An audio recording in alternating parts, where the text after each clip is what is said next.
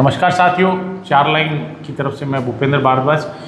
जैसा आप सबको विदित है, अभी रिसेंट में आरएएस का रिजल्ट निकला है और हमारे साथ इस एग्ज़ाम के अंदर 33वीं रैंक के साथ चयनित होने वाले लोकेंद्र सिंह जी भाटी हमारे साथ उपस्थित हैं। लोकेंद्र जी, आपका स्वागत है। धन्यवाद। लोकेंद्र जी का ये दूसरा अटेम्प्ट था जिसमें उन्होंने 33वीं रैंक पी और बहुत अच्छी रैंक मान सकते हैं इसको।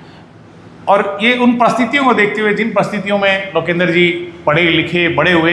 लोकेंद्र सिंह भाटी एक छोटे से गांव कोलायत के अंदर छिनेरी गांव से आते हैं।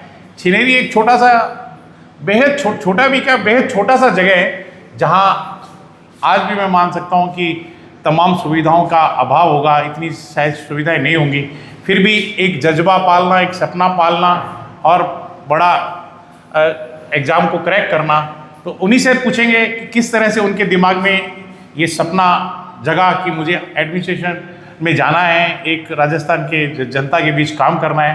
तो लोकेंद्र सिंह जी बताइए, आपने ये कब सोचा कि मैं राजस्थान एडमिनिस्ट्रेटिव सर्विसेज ज्वाइन करूँगा? और सर, मैंने स्कूल टाइम में एक तो हमारे जो हेडमास्टर थे वो बीकानेर से आते थे, दिल्ली आते थे और वहाँ पढ़ा के वापस बीकानेर में रहते थे।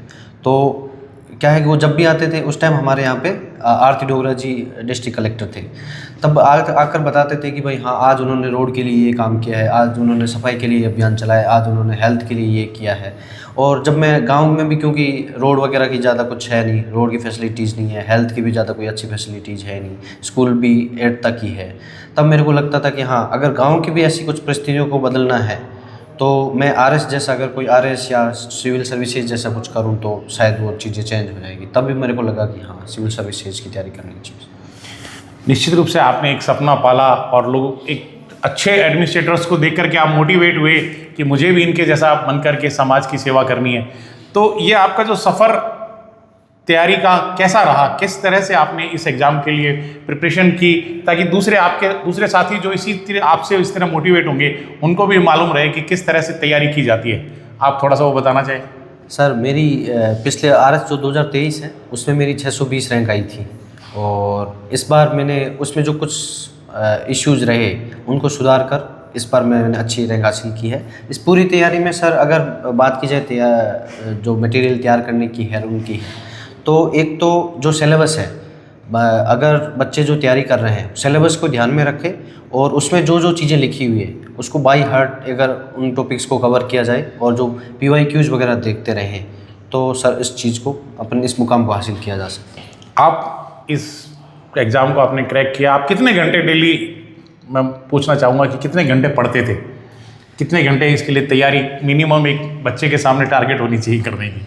सर, इसमें मिनिमम घंटे के हिसाब से तो मैं नहीं देखता था। मेनली डेली का टारगेट फिक्स होता था कि आज दिन में ये टॉपिक्स कवर करने हैं। तो अगर कोई नया बच्चा भी तैयारी कर रहा है शुरू, तो उसको अपना टाइम टेबल सेट करना चाहिए उस हिसाब से कि भाई टॉपिक्स कितने कवर करने हैं। उन टॉपिक्स कवर करने में चाहे फिर टाइम ज़्यादा लगे चाहे कम लगे, उन टॉपिक्स को जब कवर हो जाता है तब हम दिन को समाप्त कर सकते हैं। आप अपने गाँव के लोगों के लिए, बीकानेर ज़िले के बच्चे जैसे आप मोटिवेट हुए, उनके लिए कोई संदेश देना चाहें? मेरा सर यही एक संदेश है कि अगर आपने कुछ ठाना है कि मेरे को ये चीज़ हासिल करनी है और अगर आप उसके लिए लगातार मेहनत करते हैं, हो सकता है कि 1-2 बार नहीं होगा, जैसा मेरा भी नहीं हुआ था पहले 1-2 अटेम्प्ट में, तो आप हो सकता है कि 1-2 बार फेलियर फेस करें, लेकिन उन फेलियर से डरे नहीं और लगातार आप उस पर डटे रहे तो सर सफलता एक दिन ज़रूर हासिल होती है।